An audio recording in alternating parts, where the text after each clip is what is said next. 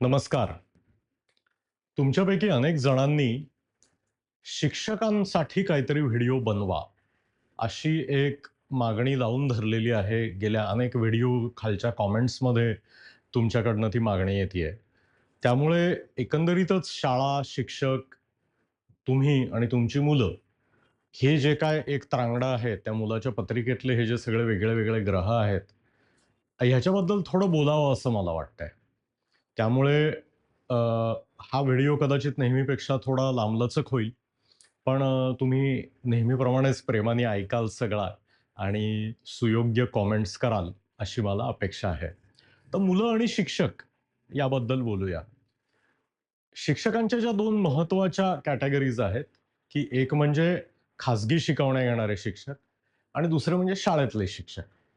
तर त्याच्या आपण शाळेतल्या शिक्षकांबद्दल बोलतो आहोत. कारण खाजगी शिकवणी हा एक वेगळा विषय आहे. त्याच्याबद्दल नंतर कधीतरी बोलूया. त्यातही कॉर्पोरेट आणि नॉन कॉर्पोरेट आणि घरेलू लोणचं पापड या कॅटेगरीतला हा एक वेगळाच भाग आहे. त्यामुळे आपण फक्त शाळेतल्या शिक्षकांबद्दल बोलूया. माझ्या असं लक्षात आलं आहे, की बहुसंख्य लोकं तुम्ही जे माझे व्हिडिओ बघता आहात, अ, हे शहरी किंवा निमशहरी गटातली लोकं आहात. तुमची सगळ्यांची मुलं चांगल्या एस्टॅब्लिश शाळांमध्ये किंवा नवीन शाळांमध्ये जात आहेत. स्टेट बोर्ड आहे, सी-बी-एस-ई आहे, आय-सी-एस-ई आहे. काही-काही पालकांची मुलं तर आय-बी आणि आय-जी-सी-एस-ई अशा परदेशी बोर्डांच्या शाळांमध्येही जात आहेत. सर्व शाळांमध्ये बघितलं तर एक परिस्थिती साधारण निश्चित आहे, की ती म्हणजे शिक्षणामध्ये एक्झॅक्टली काय चाललेलं आहे, ह्याची पालकांना खूप मोठी विस्तृत माहिती नसते. कारण त्यांच्या स्वतःच्या शाळेच्या आठवणी या खूप जुन्या असतात, धूसर असतात. मित्रांशी आता गप्पा मारून त्याच्यात नव्याने भरलेले रंग असतात, की जे ओरिजिनली तेव्हा होते का नव्हते ह्याच्याबद्दल मनात शंका होईल. पण आत्ता त्या शाळेबद्दल काहीतरी मनामध्ये एक कल्पना असते. आणि आपलं मूल ज्या शाळेमध्ये जात आहे किंवा आपलं मूल ज्या वर्गामध्ये जात आहे, त्याच्याशी असलेल्या प्रश्नांचा त्यांना अचानक साक्षात्कार झालेला असतो. की ओव्हरऑल शिक्षणामध्ये काय चाललंय गेल्या 30-35 वर्षात, म्हणजे आपण शाळा सोडल्यापासून काय झालेलं आहे, ह्याची पालकांना खूपशी माहिती नसते. माहिती असायचं कारणही नाही, कारण त्याच्याशी काही तुमचा संबंध नाही, तेव्हा तुम्ही तुमचं स्वतःचं आयुष्य ठिकाणावर लावायचा प्रयत्न करत होतात. म्हणजे नीट परीक्षेमधल्या गोंधळाची माहिती, की आपलं मूल जर नीटला बसणार असेल, तर ती सर्वात जास्त जिव्हारी लागते. अदरवाईज बाकीच्या लोकांना त्याच्याशी फारसा काही संबंध नसतो ना, घेणं नसतं. तशातला हा प्रकार आहे. तर आता मी 1999 सालापासनं सर्व प्रकारच्या शाळांबरोबर काम करतो आहे. त्याच्यात म्युनिसिपालिटीच्या शाळा आहेत, ग्रामपंचायतीच्या शाळा आहेत, जिल्हा परिषदेच्या शाळा आहेत, महाराष्ट्राच्या तथाकथित सुशिक्षित भागातल्या शाळा आहेत आणि अत्यंत दूरच्या अ, मागे पडलेल्या भागामधल्याही शाळा आहेत. सी-बी-एस-ई आणि आय-सी-एस-ई तर काय आता सगळीकडे सुळसुळाट झालेला आहे. माझ्या स्वतःच्या दोन्ही मुली आय-सी-एस-ई शाळेत शिकलेल्या आहेत. आय-बी हे इंटरनॅशनल बॅकलॉरिएट बोर्ड जे आहे त्यांच्या शाळा आहेत आणि आय-जी-सी-एस-ई म्हणजे ज्याला केम्ब्रिज करिक्युलम पॉप्युलरली म्हटलं जातं, त्याही शाळा आहेत. शिवाय एन-आय-ओ-एस आहे आणि काही बिन करिक्युलमच्या इन्फॉर्मल शाळा आहेत. अशा या पूर्ण एज्युकेशनल स्पेक्ट्रममध्ये असलेल्या शाळांबरोबर मी गेली अनेक वर्ष काम करतो आहे. तिथल्या शिक्षकांशी बोलतो आहे, पालकांशी बोलतो आहे, मुलांशी बोलतो आहे. तर ज्या गोष्टी लक्षात आल्या आहेत त्या तुमच्या समोर मांडतोय. ही सगळी प्रस्तावना करायचं कारण असं आहे, की फक्त माझ्या मुलांची शाळा किंवा माझ्या क्लिनिकमध्ये येणाऱ्या पेशंट मुलांच्या शाळा एवढ्यापुरता हा विषय मर्यादित नाहीये, याचा आवाका खूप मोठा आहे. साधारणतः प्रत्येक वर्गामध्ये 20 पासून 80 पर्यंतची मुलं असतात. ओके. म्हणजे तुम्ही अगदी आय-बी किंवा आय-जी-सी-एस-सीमध्ये जात असाल किंवा अगदी दूरच्या शाळेमध्ये असाल, तर वर्गामध्ये एक 15-20 मुलं असतात. 20 पेक्षा कमी मुलं युजुअली कुठल्याच वर्गात नसतात. आणि दुसऱ्या टोकाला 80 पर्यंत जाणारे गट आहेत. 80 पेक्षा जास्त मुलं असलेले निदान इयत्ता 10वी पर्यंतचे मी वर्ग बघितलेले नाहीत. 11वी-12वी ची कॉलेजेस आणि 11वी-12वी चे कोचिंग क्लास याच्यामध्ये 150 पर्यंत मुलं एकेका वर्गामध्ये असतात. ही परिस्थिती आहे. हा पहिला भाग, की 20 ते 80 मुलं ही एका वर्गामध्ये आहेत.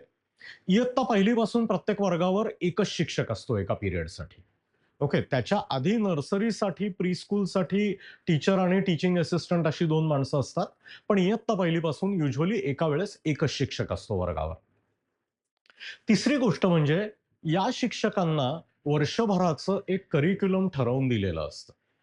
आणि तुम्हाला सगळ्यांना कदाचित कल्पना नसेल पालक म्हणून, पण आज काय शिकवायचं, मी उद्या काय शिकवणार आहे, पुढच्या आठवड्यातल्या बुधवारी मी काय शिकवणार आहे, असा वर्षभराचा टीचर्सचा एक टीचिंग प्लॅन हा वर्ष सुरू होण्याच्या आधीच तयार झालेला असतो. प्रत्येक पिरियडला काय शिकवायचं आहे, किती शिकवायचं आहे, हे टीचर्सना आधी माहिती असतं. बहुसंख्य टीचर्स अनुभवी असले तरी सुद्धा त्या पिरियडची काहीतरी आधी तयारी करतात. त्याच्यामुळे फक्त वर्गात येतात आणि शिक्षक बोलायला सुरुवात करतात, अशातला प्रकार नाहीये. शिक्षकांनी त्याची आधी तयारी केलेली असते. उन्हाळ्याच्या सुट्टीमध्ये आणि दिवाळ्याच्या सुट्टीमध्ये सर्व शिक्षकांचे, अगदी जिल्हा परिषदेमध्ये किंवा ग्रामपंचायतीच्या शाळेत शिकवत असलेल्या शिक्षकांचे सुद्धा ट्रेनिंगचे मोठे-मोठे सेशन्स होतात. 8-8, 10-10, 15-15 दिवसांचे हे ट्रेनिंग सेशन्स असतात. नवीन करिक्युलम, विषय शिकवण्याची नवीन पद्धत, मुलांना समजून घेण्याच्या पद्धती, इव्हॅल्युएशनच्या पद्धती, त्यांना काय-काय सरकारला डेटा पाठवावा लागणार आहे ते, बोर्डामध्ये झालेले बदल, शिक्षण पद्धतीत झालेले बदल, या सर्व गोष्टींचं ट्रेनिंग टीचर्सना दिलं जातं आणि त्याच्यावर त्यांच्या छोट्या-छोट्या परीक्षासुद्धा घेतल्या जातात. हे सर्व शिक्षक हे डी-एड, बी-एड किंवा त्याच्या पलीकडेही शिकलेले, म्हणजे मुलांना विशिष्ट विषय शिकवायचा कसा, ह्याचा 3 ते 5 वर्ष अभ्यास केलेली तज्ञ माणसं असतात. हे सगळं तुम्हाला सांगायचं कारण असं, की शिक्षकांना फार काही शिकवता येत नाही. हे जे मत आहे, हे फक्त आपण घरी बसून स्वतःच्या कोचावर मांडी घालून हातामध्ये चहाचा कप घेऊन बोलायची गोष्ट आहे. ॲक्चुअली मुलांना जे लोकं शाळांमध्ये शिकवतात, त्यांना त्या विषयाचं सखोल ज्ञान तर असतंच. पण समोर बसलेल्या मुलाच्या वयाला अनुरूप पद्धतीने जास्तीत जास्त इंटरेस्टिंग करून, प्रायोगिक पद्धतीसुद्धा त्याच्यात इन्क्लूड करून हा विषय कसा शिकवायचा? वर्गात काय सांगायचं? घरी करायला काय द्यायचं? प्रयोग म्हणून करायला काय सांगायचं? आणि या प्रत्येक गोष्टीची असेसमेंट कशाप्रकारे करायची? ह्याची शिक्षकांना शास्त्रीय जाण, माहिती, ट्रेनिंग आणि त्याच्या असेसमेंट हे सगळं अत्यंत नियमितपणे होतं. दुसरी गोष्ट, ज्याची अनेक पालकांना कल्पना नाहीये, ॲक्चुअली शिकवण्याचे जे दिवस असतात ना, ते 365 पैकी जेमतेम 200 असतात. उन्हाळ्याची सुट्टी, दिवाळ्याची सुट्टी, जयंत्या, मयंत्या, सणवार, परीक्षा, अॅन्युअल सोशल दिवस, स्पोर्ट्स दिवस आणि उरलेल्या सुट्ट्या म्हणजे आज खूप पाऊस पडला म्हणून सुट्टी, उद्या अजिबात पाऊस पडला नाही म्हणून सुट्टी, परवा टेम्परेचर 45 डिग्रीज झालं म्हणून सुट्टी. या सर्व प्रकारच्या सुट्ट्या धरून ॲक्चुअली वर्गामध्ये शिक्षक उभा आहे आणि मुलांना शिकवतो आहे, असे पूर्ण दिवस जेमतेम 200 असतात. 365 पैकी निम्मे दिवस शिक्षकांना शिकवायला अवेलेबल असतात. त्याच्यातले ही पिरियड हे 30 ते 40 मिनिटाचे असतात. युजुअली 35 किंवा 45 मिनिटाचे तुमच्या शाळेच्या नियमाप्रमाणे पिरियड असतात. म्हणजे ॲक्चुअली वर्षभरामध्ये ते अख्खं पुस्तक शिकवायला शिक्षकांना किती तास मिळतात, ह्याचा तुम्ही विचार करण्याची गरज आहे. त्या तोकड्या तासांमध्ये म्हणजे अगदी गणित किंवा शास्त्र विषय जे आहेत, की ज्याचा रोज तास असतो, त्याचे सुद्धा टोटल फक्त 100 घड्याळाचे तास हे शिक्षकांना तो अख्खा विषय शिकवायला मिळतात.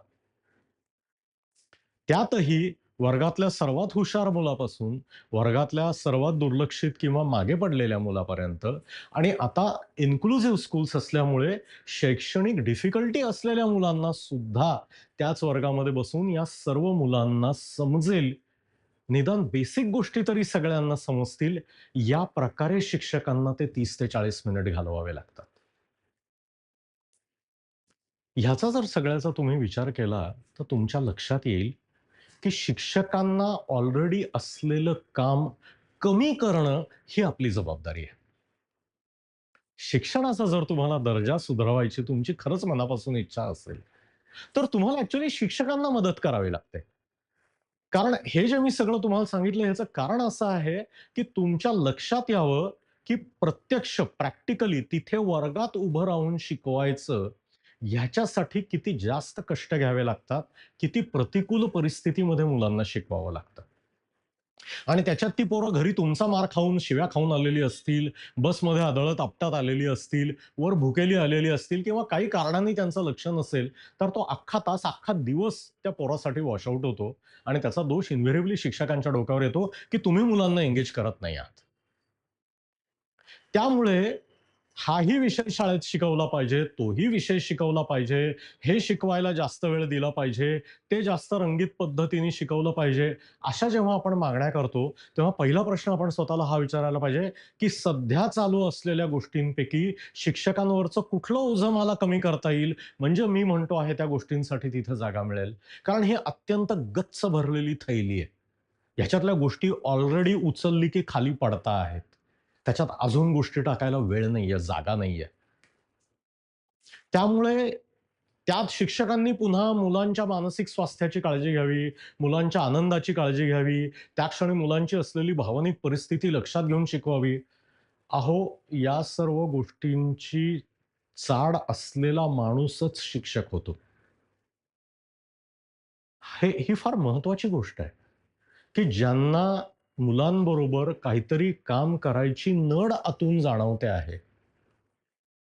वाढत्या इकॉनॉमीमध्ये इतके सगळे ऑप्शन्स अवेलेबल असताना सुद्धा जो माणूस हे काम करायला तयार होतो, त्याला मुलांबद्दल काहीतरी पॉझिटिव्ह भावना आहे म्हणूनच तो तिथे पोहोचलेला आहे. फक्त स्वतःच्या 2 मुलांची काळजी घेणे, ह्याच्या पलीकडे ज्या माणसाचं विश्व पोहोचलेलं आहे, तो माणूस शिक्षक होतो. त्यांची मतं तुम्हाला पटोत न पटोत, त्यांची शिकवायची पद्धत तुम्हाला पटो न पटो, तुमच्या मुलाशी ज्या पद्धतीने बोलता आहेत, त्याबद्दल कदाचित तुमचं दुमत असू शकेल. पण ह्यांना मुलांशी घेणं नाहीये, ह्यांना फक्त पगाराशी घेणं आहे, असे जेव्हा वाक्य लोकं उच्चारतात, तेव्हा खरंच तुम्हाला त्या परिस्थितीची खरी माहिती आहे का हो? आणि जर तुम्हाला शिक्षणाबद्दल इतकी कळकळीची माहिती आहे, तुम्हाला इतक्या पोटात त्याच्यापायी गाठी पडतायत, तर तुम्ही तुमचा सध्याचा व्यवसाय सोडून फुल टाईम शिक्षक का नाही होत आहात? शाळा कशा चालवायच्या आणि मुलांना कसं शिकवायचं हे जर तुम्हाला इतकं उत्तम माहिती आहे, तर तुम्ही का शाळा चालू नाही करत आहे समविचारी 15 मित्र गोळा करून? टिळक आणि आगरकरांनी जशा शाळा चालू केल्या, तशा शाळा चालू करायला तुम्हाला कोण नाही म्हणतंय? उलट आता तर हे काम खूप सोपं झालंय. त्याबद्दलचा कायदा, नियम, एन-आय-ओ-एस सारख्या करिक्युलम ह्याच्यामुळे कुणीही 4 लोकं एकत्र येऊन एक बंगला किंवा काय 500-700 स्क्वेअर फुटाची, 1000 स्क्वेअर फुटाची जागा घेऊन ॲक्चुअली मुलांना शिकवायला सुरुवात करू शकतात. लेजिटिमेट शाळा चालवू शकतात. कोण नाही म्हणतंय तुम्हाला? त्यामुळे जेव्हा तुम्ही दरवेळी कमेंटमध्ये हे शिक्षकांना सांगा, हे शिक्षकांना सांगा, हे शिक्षकांकडून करून घ्या, असं जेव्हा म्हणता, तेव्हा मी स्वतः शिक्षक नसूनही शिक्षकांची जी धडपड आहे ती मी बघतो. तुम्ही म्हणाल, की "अरे काय तुम्ही शिक्षकांबद्दल आम्हाला झापायला हा व्हिडिओ बनवला का?" प्रश्न झापण्याचा नाहीये. पण जी व्यक्ती आणि जी संस्था, जो गट तुमच्या मुलांना दिवसाचे 8 तास सांभाळतो आहे आणि त्यांना एका विशिष्ट ठरवून दिलेल्या करिक्युलमप्रमाणे शिकवतो आहे, त्यांच्याबद्दल तुम्हाला काहीतरी तरी माहिती नीट असणं गरजेचं आहे. एक गोष्ट लक्षात घ्या, की करिक्युलम हा शिक्षक बनवत नाहीत. ते दिल्लीत, मुंबईत, नागपूरमध्ये बसलेली माणसं ठरवतात. ओके. शिक्षण बोर्डाच्या म्हणजे तुम्हाला ह्याची कदाचित कल्पना असेल, की तुम्ही ज्या बोर्डात शिकता आहात, त्याची पाठ्यपुस्तकं कुठे बनतात? ती पाठ्यपुस्तकं लिहिण्यासाठी कुठले तज्ञ गट असतात? ते कशाप्रकारे पुस्तकं बनवतात? त्याच्यामध्ये शिक्षकांचा ॲक्चुअल सहभाग किती असतो? याच्याबद्दल जरा जरूर माहिती घ्या. तर कुणीतरी ठरवलेला करिक्युलम, त्या करिक्युलमप्रमाणे त्यांनी बनवलेली पुस्तकं आणि ते कसं शिकवायचं ह्याचं त्यांनी दिलेलं ट्रेनिंग, हे सगळं घेऊन शिक्षक तुमच्या वर्गात पोहोचतात. यातली कुठलीही गोष्ट ठरवण्याचा शिक्षकांना फारसा अधिकार नाहीये. त्या 35-40 मिनिटामध्ये कशाप्रकारे शिकवायचं याबद्दल सुद्धा शिक्षकांना फारसं स्वातंत्र्य नाहीये. कारण टीचिंग मेथोडॉलॉजी या ज्या त्यांना सांगितलेल्या आहेत, त्याच त्यांना वापराव्या लागतात.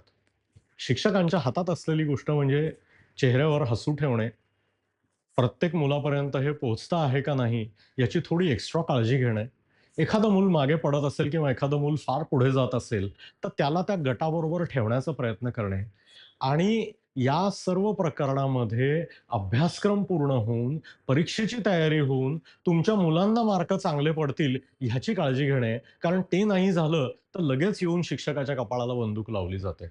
हे सगळे उद्योग शिक्षक त्या 30 ते 35 मिनिटात करत असतात. त्यामुळे हे अजून शिक्षकांनी करावं, ही अपेक्षा बाजूला ठेवून सध्या असलेल्या अत्यंत निरुपयोगी आणि ज्याचा शिक्षणाशी काहीही संबंध नाहीये, अशा गोष्टी बाजूला करून शिक्षकांचा वेळ हा ॲक्चुअल मुलांशी इंटरॅक्शनमध्ये कसा वाढवता येईल, ह्याच्याबद्दल आपल्याला विचार करायची वेळ आलेली आहे. पालक म्हणून तुम्ही तुमच्या मुलांच्या शाळांशी इंटरॅक्ट करताना हे काय करता येईल, हे विचारायची वेळ आलेली आहे. शाळा जेव्हा दर 3 वर्षांनी न चुकता 10 ते 15% कायद्याने दिलेल्या परवानगीनी फी वाढवत असते, तेव्हा पालक शिक्षक संघामध्ये असलेल्या लोकांनी या वाढलेल्या फीपैकी किती पैसे, किती टक्के, किती पर्सेंट हे शिक्षकांचा पगार वाढवण्यासाठी जाणार आहेत, हे विचारण्याची गरज आहे. कारण माझ्या मुलाच्या शाळेमध्ये जर या शहरातले सर्वोत्तम शिक्षक यावे, या राज्यातले सर्वोत्तम शिक्षक यावे असं तुम्हाला वाटत असेल, तर त्याचा त्यांना मोबदला नको मिळायला? आता सरकारी शाळेत शिकवणारे शिक्षक आणि खाजगी शाळेत शिकवणारे शिक्षक यांच्या पगारामध्ये प्रचंड तफावत आहे, याची मला कल्पना आहे. मला ॲक्चुअली आकडे माहिती आहेत कोणाला किती पगार मिळतो ते. पण एक गोष्ट मी तुम्हाला निश्चित सांगू शकतो, की शिक्षक जेवढी मेहनत घेतात, त्यांना जेवढा वेळ द्यावा लागतो, कारण तो शाळेच्या 8 तासापुरता मर्यादित नसतो अहो. घरी खूप काम घेऊन जावं लागतं. वीकेंडला खूप काम करावं लागतं. सुट्ट्यांना येऊन भरपूर काम करावं लागतं.